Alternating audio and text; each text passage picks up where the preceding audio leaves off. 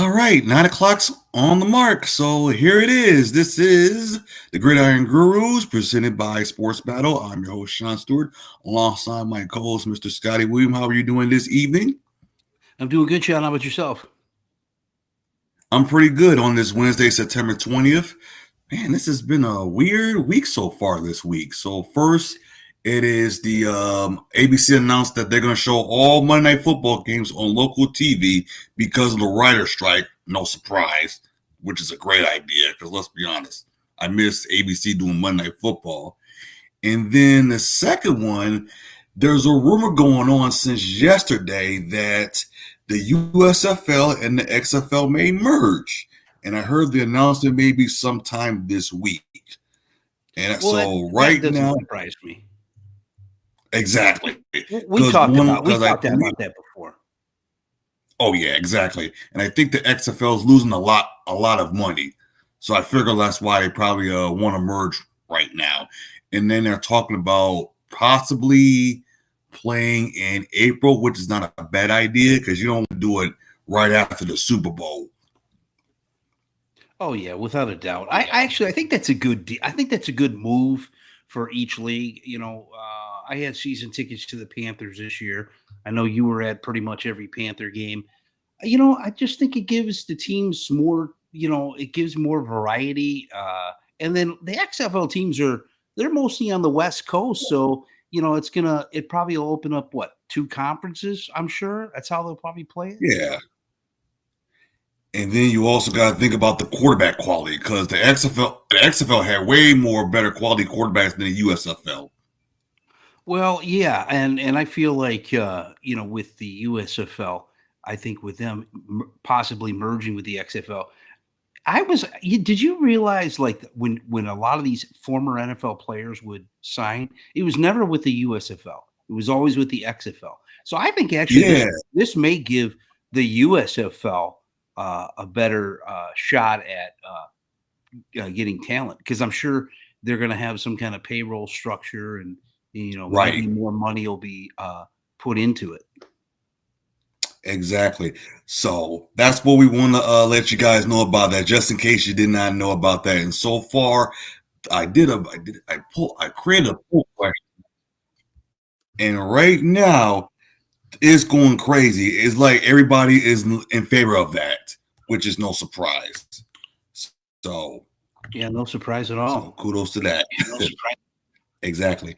Okay, so like I said, Monday. So if you don't have cable, Monday Night Football will be on local TV for the rest of the season. So that's great news.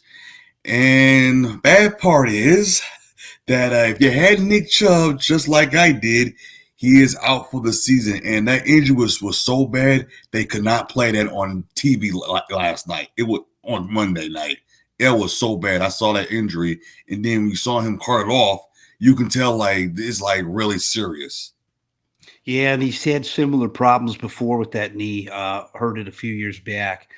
Yeah, it's a shame. Nick Chubb is really, if you're a fantasy guy and you had him on your team, I mean, he's been a consistent point scorer for you for the last few seasons.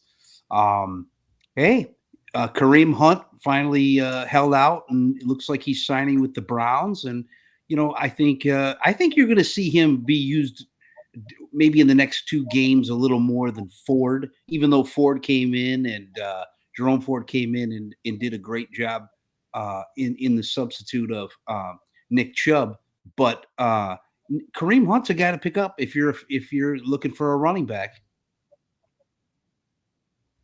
Exactly, because as soon as Nick Chubb was hurt, Kareem Hunt just signed the next day. So that was very urgent for the Browns to even signing him. And then also with Pittsburgh, I thought Pittsburgh was going to lose that game, but they won that game, so they're 1-1. So right now that NFC North, let me look at the NFC North right now because I know the NFC. I know Baltimore's 2-0. I know that. And we see like the AFC North. Let me look at the North real quick.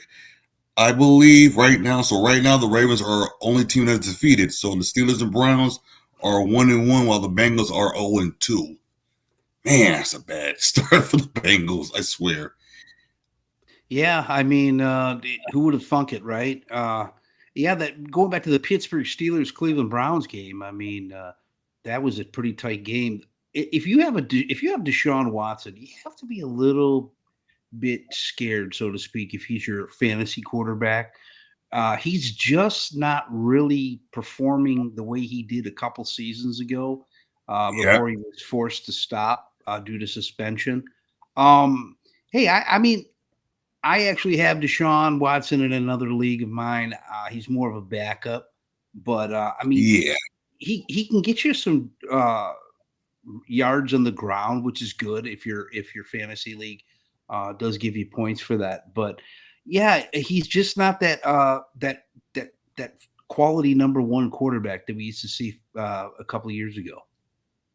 He's probably more like a quality three, QB3. I don't even want to put him as QB2. Not yet. I'm still holding out hope that since he has been off the last couple of years, I think somebody said this was the eighth game that he's played in since he's been back. So I'm just hoping that it's possible that you may. He's just trying to find his footing a little bit. So hopefully he can get back to that. He's still pretty young. I get that part. And then also, as I'm looking at the week so far, I looked at Dak Prescott. I knew he was going to do well against the Jets because, let's be honest, the Jets don't have their QB Aaron Rodgers because Aaron Rodgers was out for the season. Who else did well? Mike Evans did a lot. Great performance against the Bears. So that wasn't no surprise. And then I was talking about that wide receiver for the Rams that I had. He actually put up like 30 points because, Cooper Kupp is not playing because he got that injury. Yeah, Puka, guy's name. Yep. Yeah, he put up great points. Yeah, I mean he's kind of stepped into that role that we've seen so many times over the past few years with Cooper Kupp. I mean, he has not missed a beat. If you close your eyes, you'd almost think that was Cooper Kupp out there. You're right. Like, who is that? Like who is that playing? But yeah, it's like, dang, I can't believe that. So the funny thing about this past week, nobody did not score a touchdown until Deshaun Watson did. That was kind of like weird.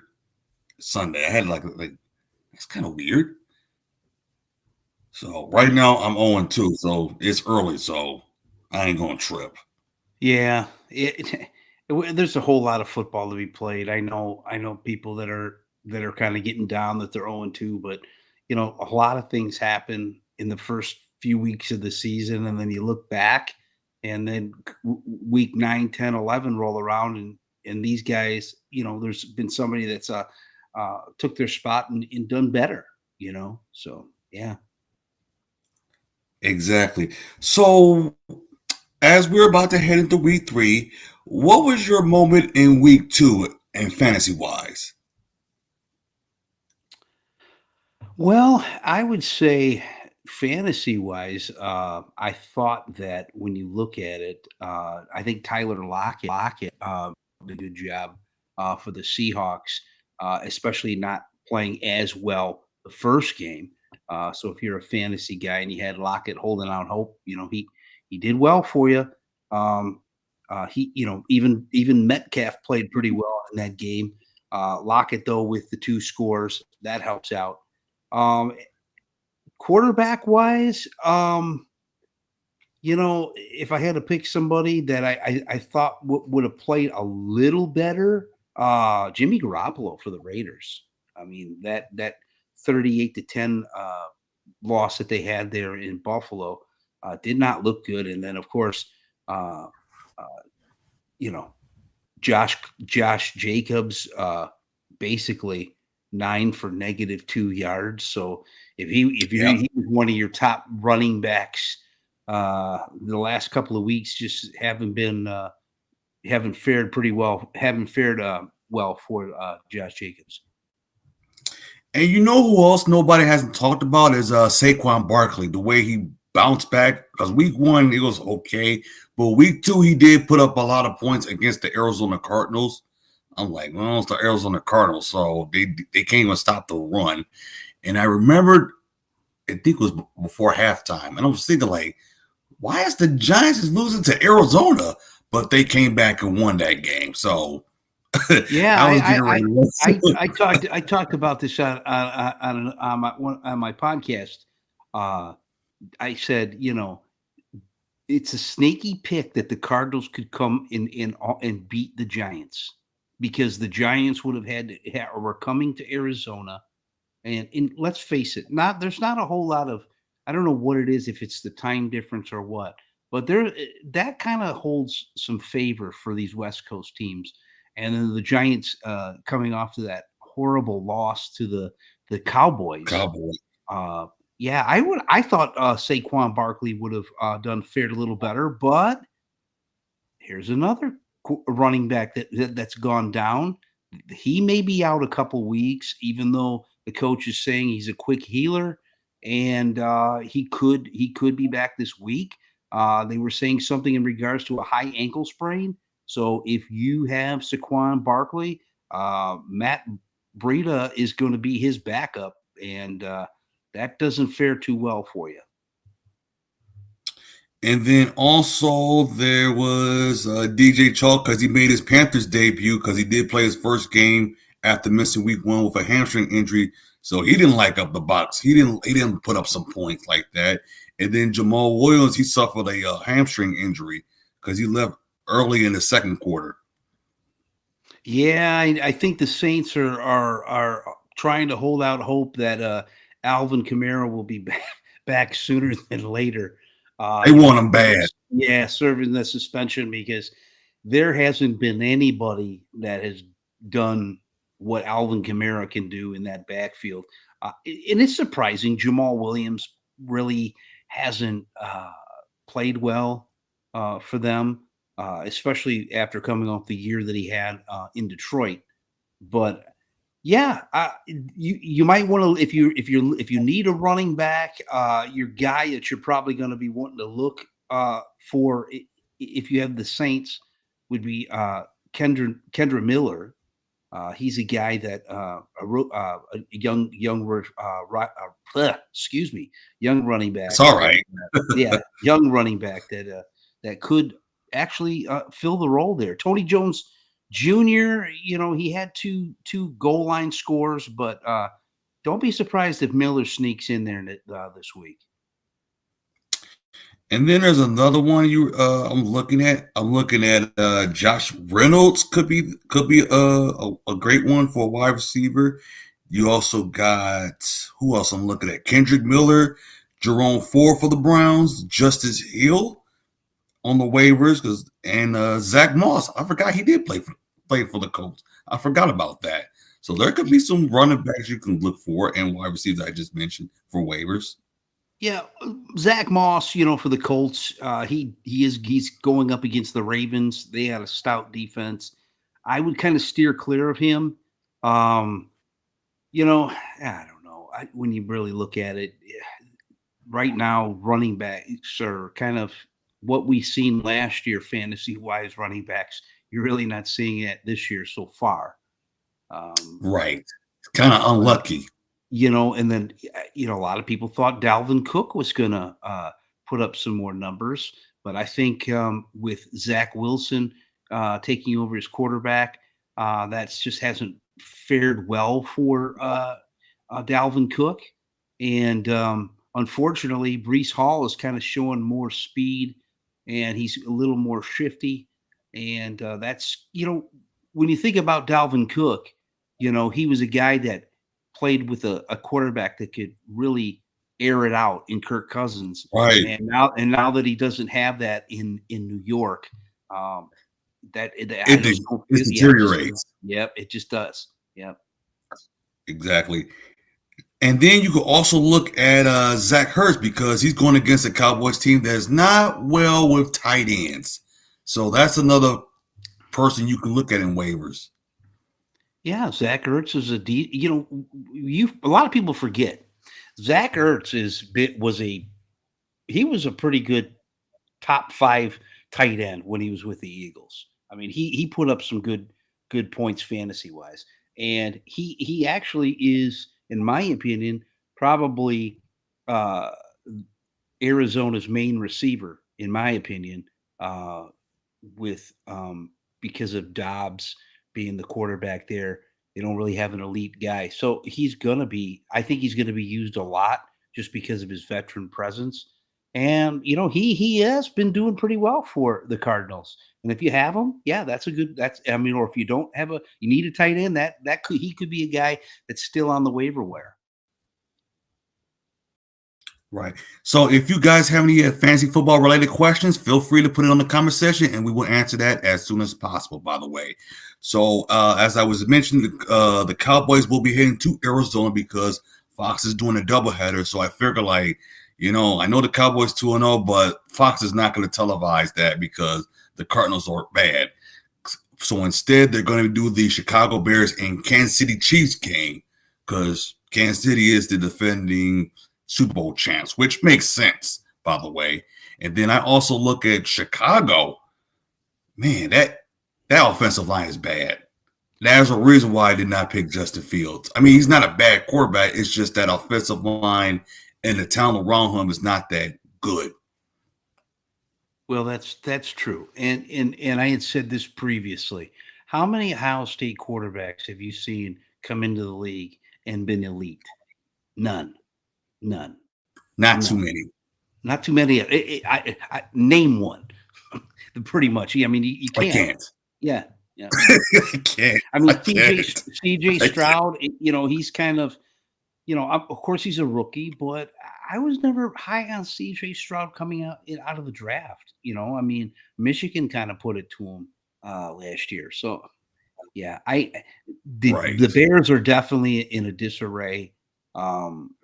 And Justin Fields he's just not going to get it done. He doesn't really have the receivers. DJ Moore is okay. Fantasy wise, we talked about that before. He's a hit or miss every week. Yeah. Right, because he's nowhere near a top wide receiver. Because I said that before, like he's not no top wide receiver guy for fantasy. No way.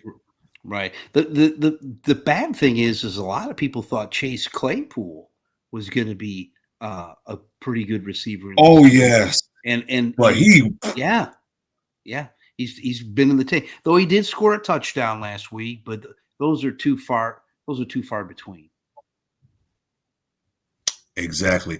The only one I am very confident is the Bears defense against the Kansas City Chiefs. I'm confident in the Bears defense, but as far as like offensive wise, I don't think like they will match up Kansas City's offense, even though Kansas City's offense is not like it used to be since they lost Eric Bieniemy. Now he's with Washington.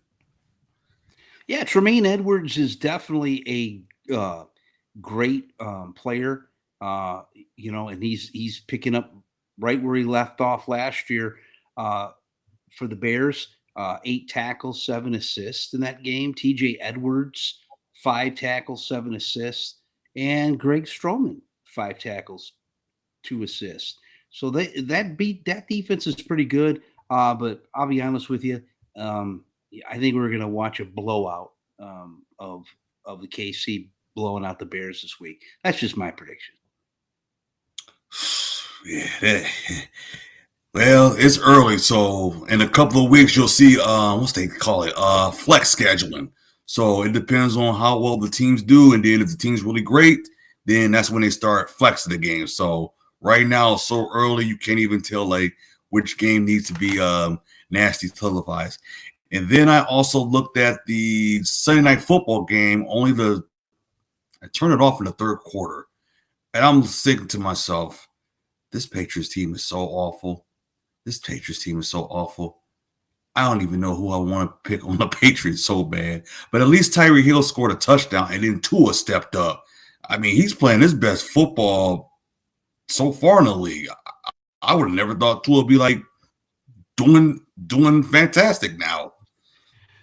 Yeah, I mean, when he's been able to stay injury free, but he's had a couple good weeks here, and Tua, he has been flashy. I don't see him maintaining this through the rest of the season, but hey, who am I to judge? But Raheem Mostert was really the one that kind of really surprised me this week. Uh, 18 for 121 and 2 touchdowns. And then, Jalen Waddle, here's a guy I have on him on my fantasy team, and it's home run or bust every week. Every week. Exactly. Because usually if he gets a touchdown, usually it'll be like one, because you hardly ever see him get more than one touchdown. But Tyreek Hill, you know he's going to get more than one touchdown from him. But Jalen Waddle is more like if he's not open, then I can give it to him type of wide receiver. Right. Yes, yeah. And right now the Dolphins are 2-0. Amazing. That is really amazing. Man, I don't know. And I don't know what's going to happen with New England after this season, because there was a rumor since last year that the Patriots may fire Bill Belichick because he's only 18 games away of beating Don Shula for the winning coaching record. Well, I would say, obviously since Brady's left, what he's done is just it's been mediocre. Yeah, sometimes you just got to make that change. I mean, Belichick's been there 20 years or more with the Patriots. He's right. If it wasn't for Bill Parcells, yeah, exactly. So I mean, maybe it might be a time for a change there in the coaching staff. And would Belichick go somewhere else? Yeah, I guess I could see him going somewhere else if he was going into a winning situation with the players around him. It'd have to be the perfect thing. Exactly. So right now, as I'm looking to a stat, Tua is now 5-0 versus Belichick's Patriots after securing another win on Sunday Night Football. So he is one of 4 QBs who are 5-0 against a Super Bowl winning head coach. So he joins Russell Wilson, Peyton Manning, and Chris Chandler. That's according to the ESPN stats and info. That's a very great information right there. I like that information.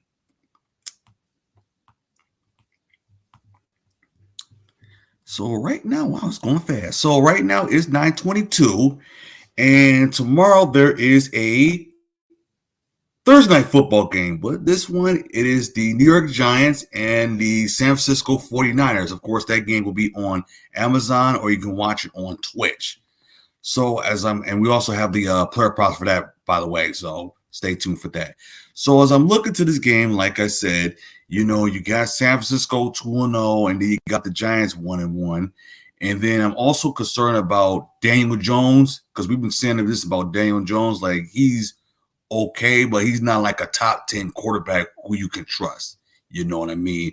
So I'm worried that he may even throw an interception, especially with that offensive line, because I'm like, there's no way that he's going to do well against this 49ers defense.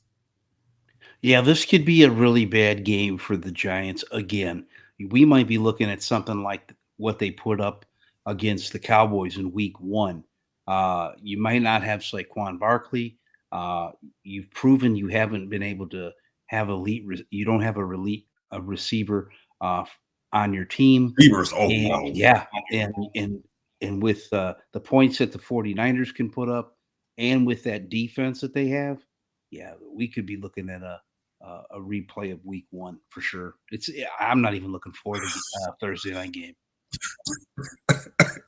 And then also I can see the 49ers giving the ball Christian McCaffrey a lot. I can see that happening. I mean, it's possible. It's possible. I could see him airing it out early, maybe getting Kittle involved in that game. I just think Brock Purdy's gonna carve them up pretty good.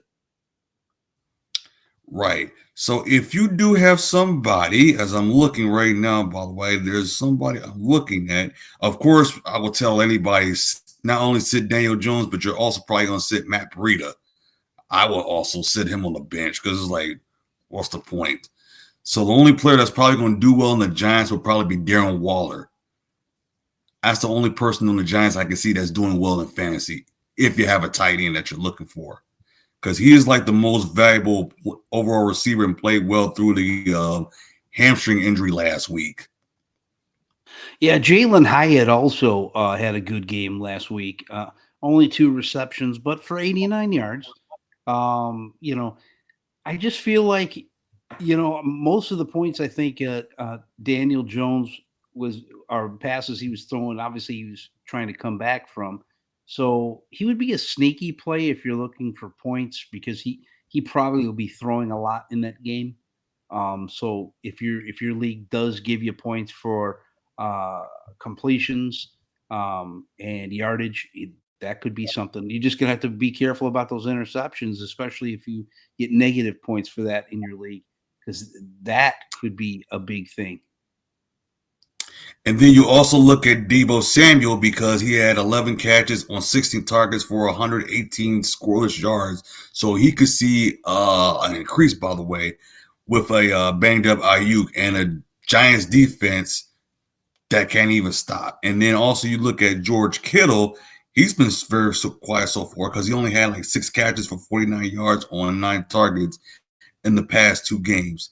So right now, the Giants are just okay against the tight end and allowed an 8 and 88 combined line for Zach Ertz and Trey McBride last week as Arizona targeted tight ends 11 times. So that could see George Kittle. George Kittle will probably have a great performance. If you could tell me which 49 will probably be the best for tomorrow. Yeah, he's definitely going to probably be the guy receiving wise that they go to, like you said, with a kind of banged up. Samuel's more of a one of those trick play kind of guys, and he does put up good yardage. Um, but I think Kittle could be the guy that they go to. Yeah. Yeah, because I'm thinking like, yeah, with the Giants defense, I was like, they definitely gonna pass the George Kittle. So, so if you're playing on FanDuel DraftKings, you're probably gonna have to get George Kittle, but it depends on y'all's salary cap status. Because I know most people who play DraftKings and FanDuel plays on a salary cap basis. I can't, but it is what it is. So there's a couple of games I said we did say about the Cowboys Arizona game, the San Francisco and the Giants game, and then there's another one, the Carolina Panthers and the Seattle Seahawks game. That's another late game. I would more likely I will watch that game. If you're telling like which is the best game on that late slot, that'll probably be the best game on the 4 o'clock hour. Yeah, I mean, when you look at it, yeah, because Cowboys are taking on the Cardinals. That's kind of a sneaky game too. The Cowboys have came off dominating fashions the last couple of weeks. But they're away, and you've seen how the Giants played. Not to say the Giants are even remotely close to the Cowboys, but it's kind of a Right. sneaky thing. The Cowboys are still a team that, when you look at it, they really didn't. I felt like against the Jets, even though they won 30-10 this week, Pollard still was kind of bound up a little bit with only 72 Right. yards.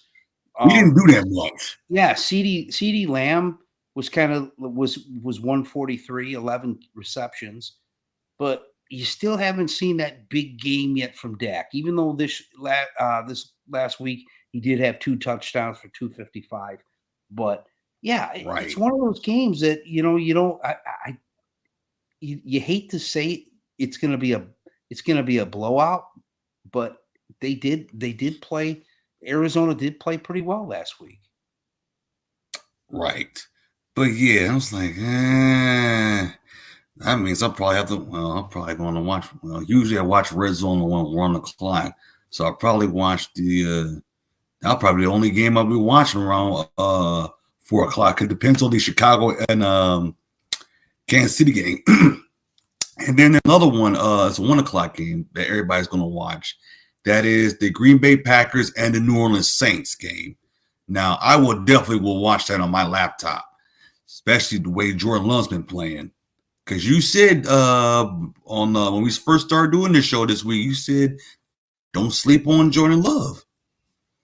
Yeah, and I think with Jordan Love, I talked about it earlier. He looks really good. Of course, they lost last week to the Falcons, who have been kind of coming on as of late. But if you get Christian Watson back, if Aaron Jones gets back this week, I mean, I could see the Packers, especially being at home, beating the Saints because Derek Carr hasn't been lighting it up uh, as much as I thought he was going to do in New Orleans.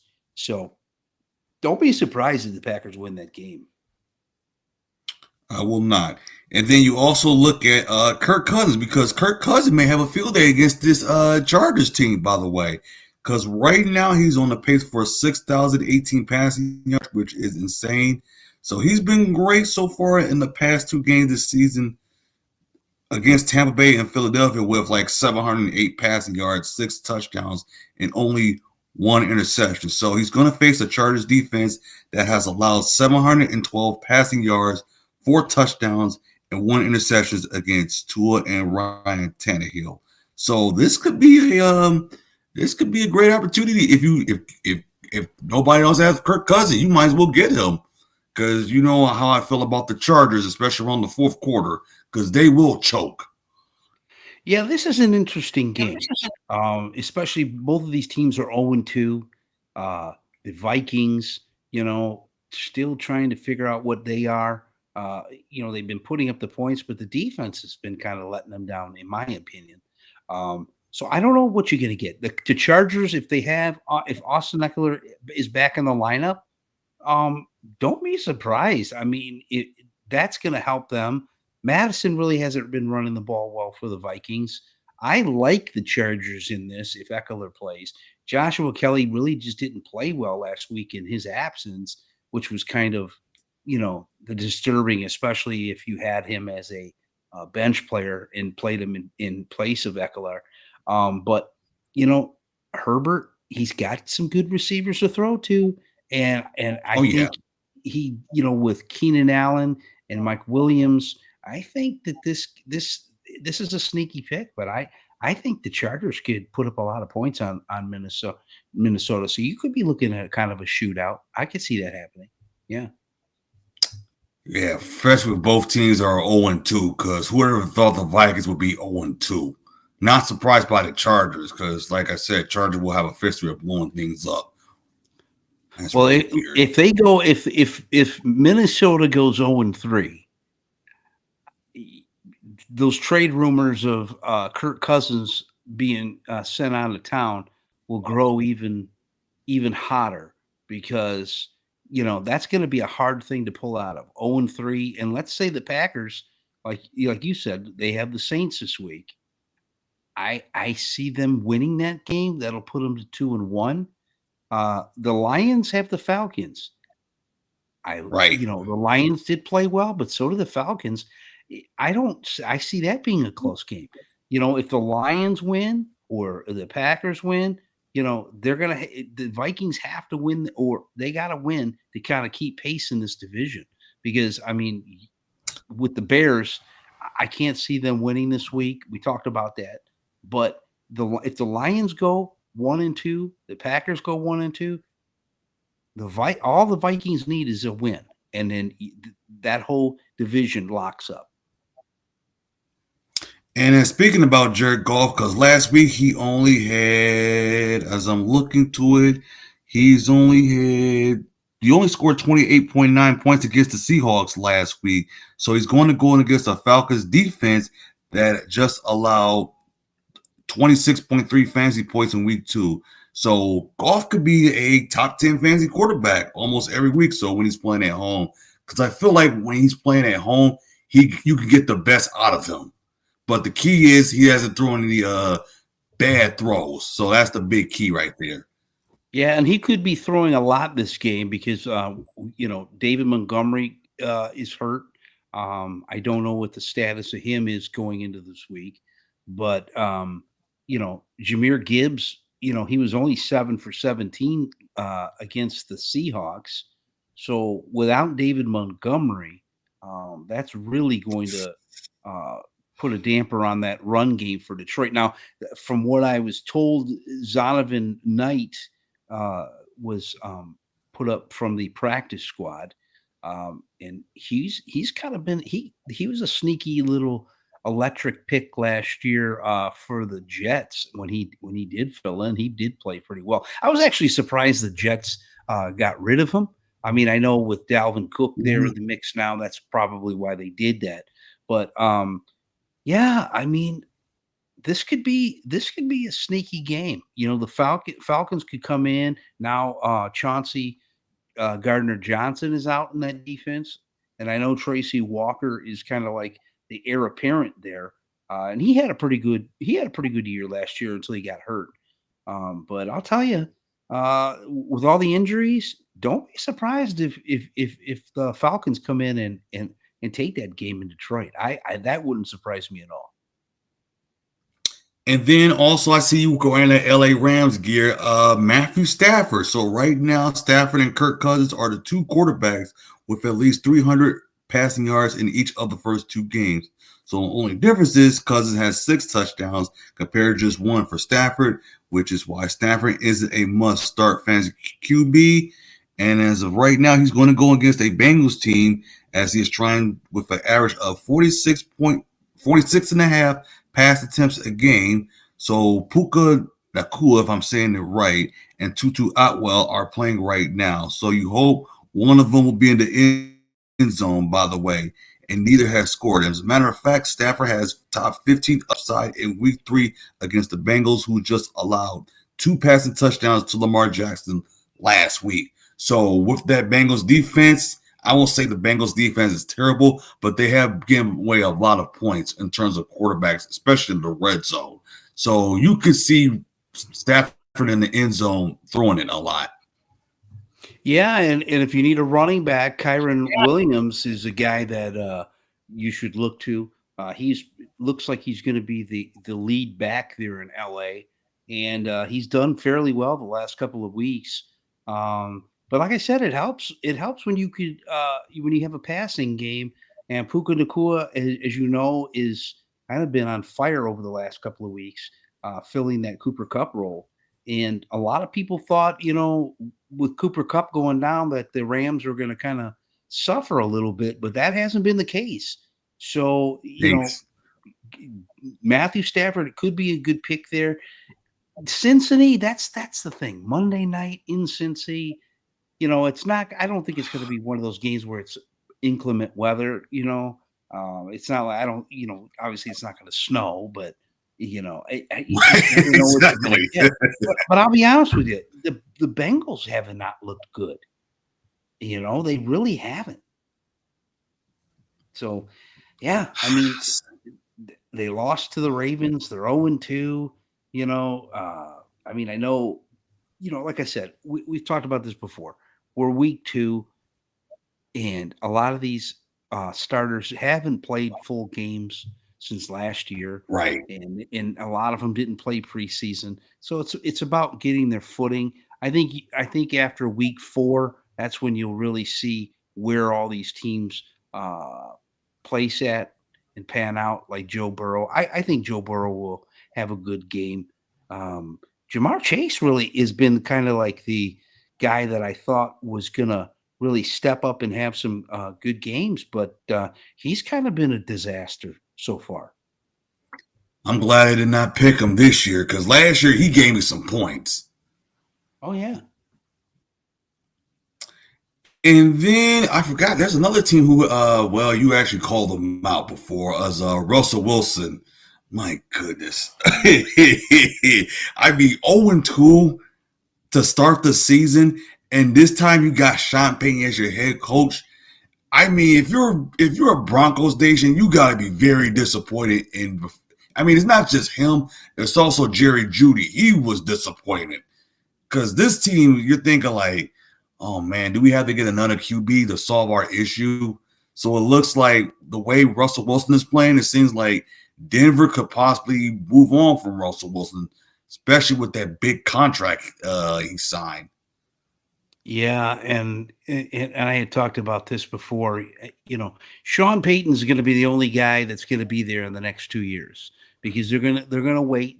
He's going to be able to get the quarterback he wants, and in order and to make sure that he's a Sean Payton's a great coach, and Russell Wilson just doesn't fit his scheme Yeah, when you really think about it. I mean, obviously, he had Drew Brees for all those years, and for a short right. period of time, Winston came in and whatever the case may be, but the Broncos are just an unmitigated disaster, and the only person on that team that's worth starting is Cortland Sutton, and I think he's starting to pick things up a little bit. The run game is horrible. Jerry Judy Oh yeah, has not been what he was highly touted of being when he came out of Alabama. So I'll tell you, man, if you're a Broncos guy, this week is not the week to be playing any of those players, especially heading into Miami.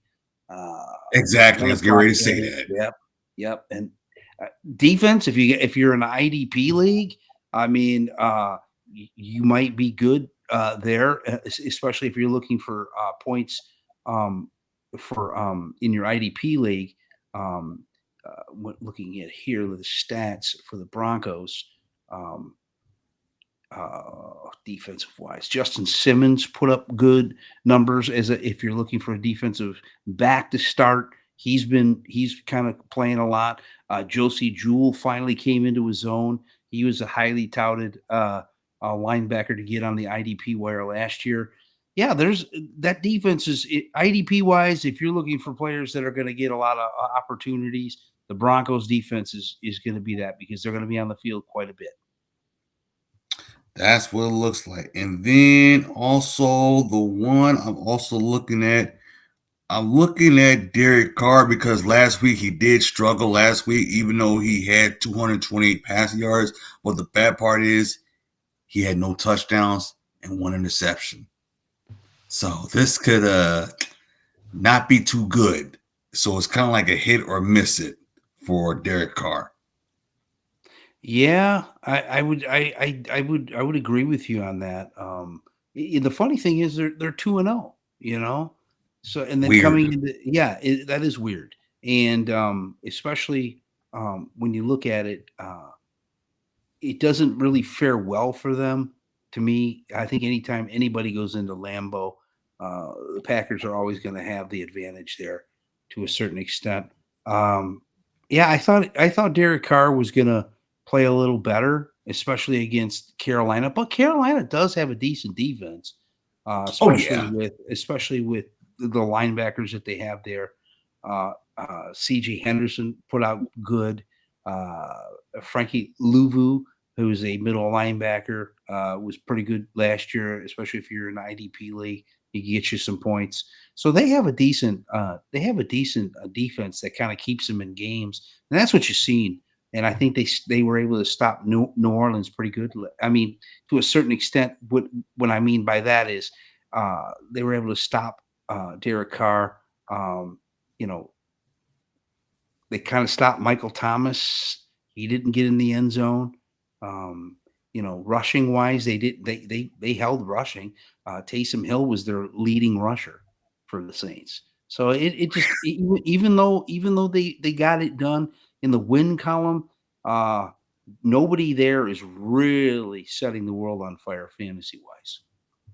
Exactly, because you kind of like have to pay attention of like who's going to be playing or who's not, stuff like that. Especially like you in the IEP league. Yeah. Yep. Most definitely. And then I was just browsing around. I'm looking at the Jacksonville Jaguars defense as they're going to face they're going to be facing the Houston Texans. By the way, so right now, so they're going to have they actually have a ton of offensive line injury issues. So as a result, C.J. Stroud has been sacked a league high 11 times. So I could see the Jacksonville Jaguars doing a lot of damage with this Texas team because I said it before the season. I'm like, this Texas team is not going to be that good, especially with the offensive line. And then of course you saw the Jaguars defense last week. So the Texans are not going to do any damage against Jacksonville. That's the way I see it. Yeah, I agree with you. I think Trevor Lawrence gets back on track this week. I mean, anytime you have to play the Chiefs, and have to put out the offense, and go up against an offense like them, that's a hard thing to do, especially with the Travis Kelsey in the lineup. Um, you know, I think Christian Kirk, if you have Christian Kirk, he got back on track, 11 receptions for 110. If you were a Calvin Ridley guy, he 2 for 32. You know, I like Calvin Ridley. But I think he's one of those home run or bust every week. And if you're looking for consistency, Calvin Ridley, I don't think is going to give it to you. It just he's just not. And then I'm also looking at the Buffalo Bills defense because they're going to face a Washington team that has taken 10 sacks already this season, and they're tied for the second most in the league. I'm like, wow. So right now the Bills have just 3-on-3 defense as they have generated pressure on a solid 36% of sacks. So that could be like a increase, and they should be great to go against this Washington team, even though Washington's 2-0. You know what I mean? Because last week, let's be honest, they faced the Broncos team that wasn't going to do anything. And they faced the Arizona Cardinals because those first two games were, you could say, the first two games for Washington was kind of easy for them. But this is like their real test for them. Yeah, I would agree with you. They looked good against the Broncos. They squeaked that one out by a couple of points, but that was a game I think they should have won. Yeah, you are right. Bills have been, and we really haven't seen the Bills click yet. Like and that's why I said they're going to take a step back from Josh Allen really hasn't showed us what he would do, how he played last year. Stephon Diggs. I think that the big thing there is the running back situation in Buffalo. Yes, really kind of ties that has been. They love to pass the football a lot. Yeah, but this will be a good game. I think it'll be a good game. Absolutely, a 1:00 game there. And hey, I think it'll be close. I don't think it'll be a blowout. Right. And then we talked about the wide receivers, Pakanukua from the Rams. You can see him do well. You also got Mike Williams, Jordan Addison. The one person, if you have somebody from Houston, it would probably be Nico Collins because he was listed as a deep option in week 2, and he had 7 catches for 146 yards and a touchdown on 9 targets. So he's been doing well in fantasy with 20.8 fantasy points per game. So he could do some points. Yeah, he's been kind of coming into his own also. So I mean, that's one guy. A lot of people were talking about. If you haven't picked him up, now would be the chance if he's available. He's starting to come into his own, and he showed what he could do last week. And then you also look at Zay Flowers because he did finish with 10.8 fantasy points. And right now he has doubled the targets of any other receiver on the team so far this season. So he's going against a Colts team that has allowed the second most yards to receivers lined up out wide. So he could have a big game because, Colts 1-1 because, that first game they won against the Texans, that was like a win. You know what I mean? So it's like, hey, Baltimore could be 3-0. We can see that. Yeah, it's possible. I mean, I've never been. They've always been a tricky team to play fantasy wise because Lamar Jackson's pretty much in control of that game, and they've never been a team that's relied completely on the run, at least with a running back. And now with J.K. Dobbins out for the year, I'm still not high on Justice Hill or Gus Edwards. I don't even think Melvin Gordon will do anything fantasy wise. And then it's a coin toss. Odell Beckham he's proven that he can't stay on the field. He was out. So yeah, Lamar Jackson's pretty much the only guy that's going to get you some points with Baltimore. And then I'm looking at the running back position is Najee Harris, by the way, as he's going to face a Raiders team that has the third most rushing yards to running backs so far this season with 271 yards. And they have also allowed the second most receptions at 17 and eight most receiving yards to the position. So that's after allowing the fourth most receptions and third most receiving yards to the position last season. So we haven't even heard Najee Harris so far this season. No, especially with actually, that offense. yeah. Actually, the guy you're going to want to really look at is Jalen Warren. He's the guy that's really been dominant in the backfield for him, and he's a guy that can. I think he's going to end up being the number one guy there. He can definitely catch out of the backfield, and like you were just saying with the Raiders, giving up receiving yards and stuff. That might be the sneaky pick to put in there if you're looking for a running back this week. And you know who else is kind of like weird? It's the Tampa Bay Buccaneers, especially with the running back position, because they haven't the running back position for the Buccaneers. They haven't really done anything, in my opinion. No, I mean, I felt the same way about the. I think that's the only thing that's kind of in a disarray for the Buccaneers. But hey, Baker Mayfield's been able to when you got receiver like Mike Evans and Chris Godwin, I mean, you got to feed them the ball, and Right. And Baker Mayfield's proven that he can throw it, and he's not making mistakes. And I think you're going to see them be more of a pass first offense. Rashad White, 17 for 73 yards. Of course, he scored a touchdown. You're not going to get an RB1 quality out of any Buccaneers running back. It's just not going to happen. The highest will probably be a 2. Yeah. That's the way it is. So if I were you, give Rashad White, this would probably be not the right time as they're going to face against the Philadelphia Eagles. I would not see that.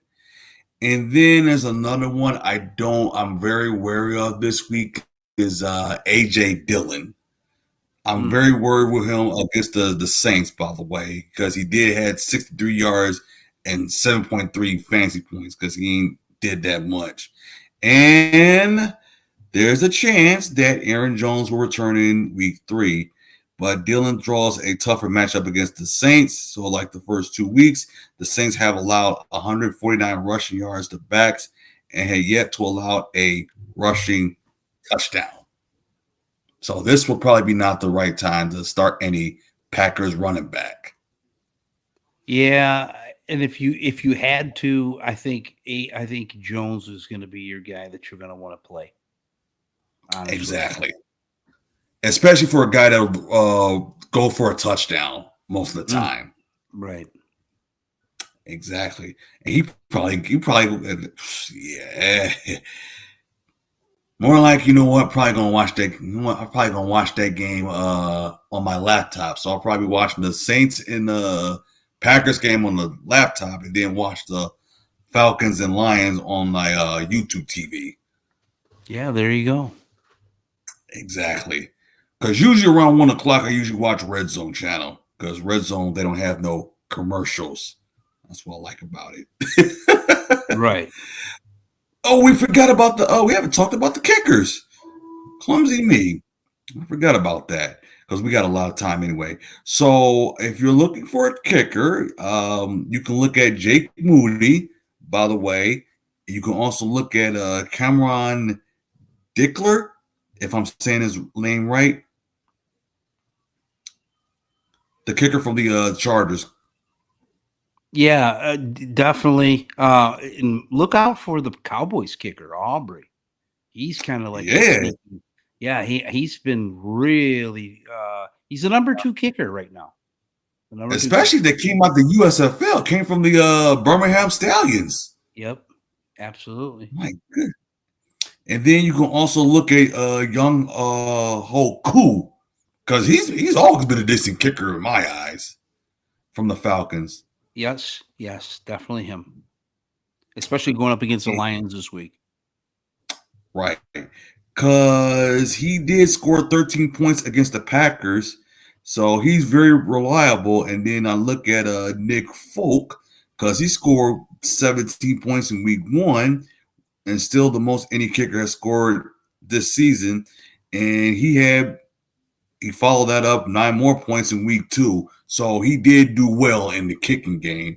And then also you can look at Jake Moody, by the way, because week 1 he scored 12, and then after that he scored 14 in week 2. So he's going to face the Giants that has allowed 9 or more fancy points per game to kickers after allowing the 5th most to the position last season. So he's a very great start on Thursday night. Yeah, especially with the Giants defense. Yeah, absolutely. Look out for Prater too. Matt Prater? Yeah, absolutely. And there's another one I'm not confident in is Chase McLaurin. I'm not confident in him this week against the Eagles defense.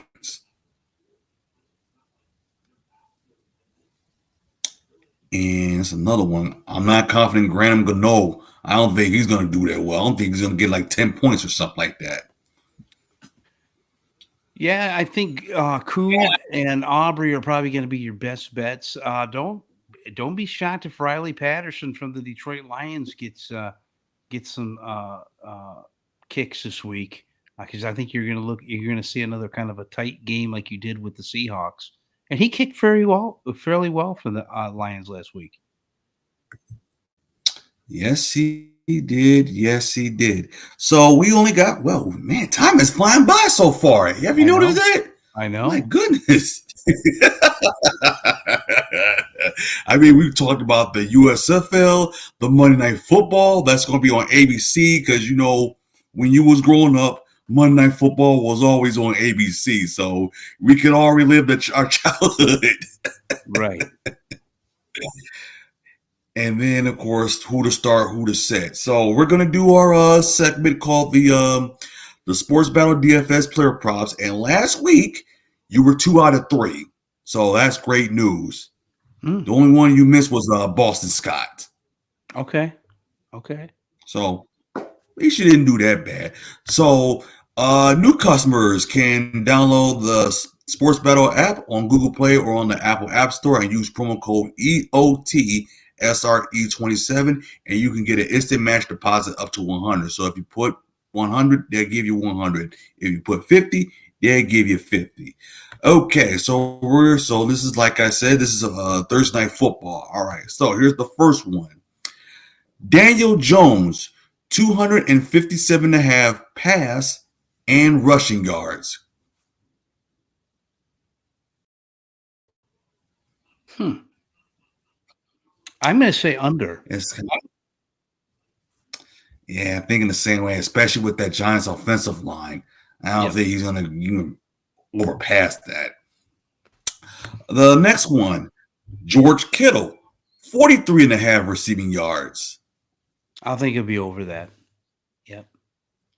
Because like we did say, he's probably going to be the best offensive guy for the 49ers. Oh, without a doubt. Right. And then last but not least, Deebo Samuel, 72.5 rushing and receiving yards.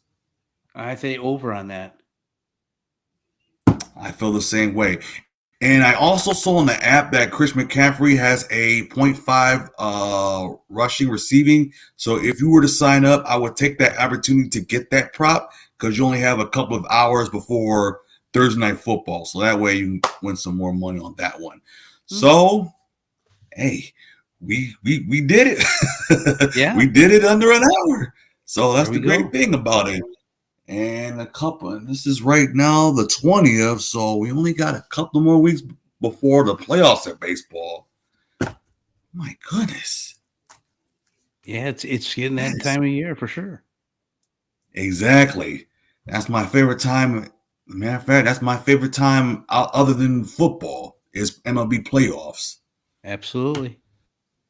All right, so hopefully I can get a W. So I'm not really anxious, you know what I mean? Because it's the first 2 weeks of football anyway. Right. So you guys take care. And by the way, this is also on audio as well. By the way, so if you can't watch it on video, you can go on our website at sportsforamerica.com and you will see like the player for the list of our shows, by the way. And just want to let you know there is a show, by the way, it is a college football show. My good friend, Mr. Ryan Neff, as he will be on tomorrow at 7:30 p.m. Eastern Time on Sports for America. So if you are a fan of college football, it is called, it's called the Neutral Zone College Football Show. So that's what it's called, the Neutral Zone College Football Zone. That's tomorrow at 7:30 p.m. Eastern Time. So if you do have any questions or if you want to do a show on the platform, hey, make sure you fill out that form on the Sports for America website, and I will get back to you as soon as possible. So thank you so very much. You guys have a wonderful and great evening, and I'm glad the connection has been smooth lately, because I remember the first week it was kind of like sluggish. Yep, sure was. Right, but since the week's gone by, it's been going a lot more quicker. I like that. All right, you guys take care.